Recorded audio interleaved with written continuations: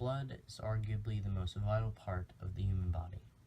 It transports materials across the body, keeping all of your cells alive. So, a good question would be, what is the blood made of? Well, the blood is primarily made of plasma, which takes up about 55% of the blood's volume. And then the next highest would be the red blood cells, or the erythrocytes, take up about 40 to 45% of the blood's volume.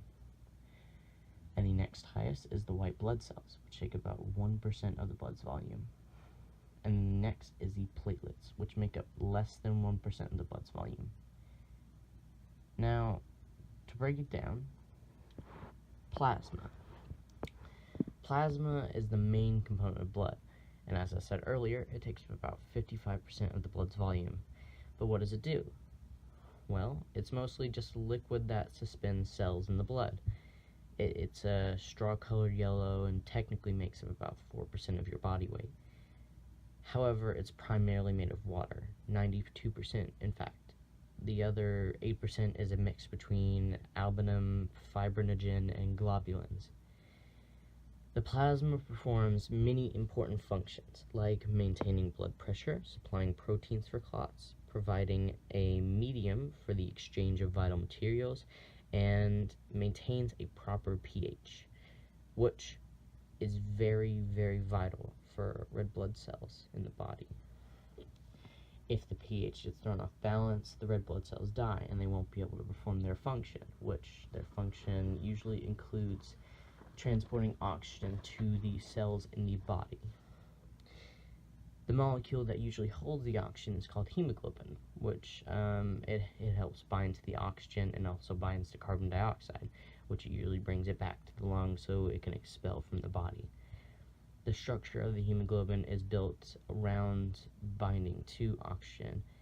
However, its affinity for carbon monoxide is about 200 times greater than oxygen, making it a very, very dangerous chemical to us humans. Moving on, white blood cells are the protector cells that help defend the body from disease or foreign invaders. There are many different types and all have their specific functions, but I won't go into detail about that. And then platelets are fragments of cells that help with clotting wounds and stopping them from bleeding. And now is the intermission. Here's a picture of a plane.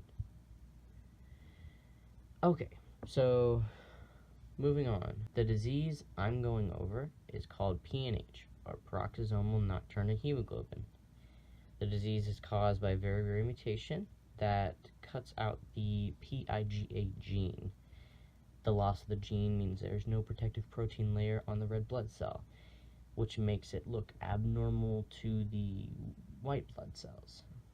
In turn, the white blood cells usually attack the red blood cell, causing early death of the red blood cell, which makes one of the most prominent symptoms of the disease, which is discolored urine. The discolored urine is caused by the release of hemoglobin into the blood and the urinary system. The other symptoms of this usually include back and head pain, easy bruising, and a shortness of breath. For treatment, you can treat the symptoms of PNH to manage the disease, which usually works pretty well.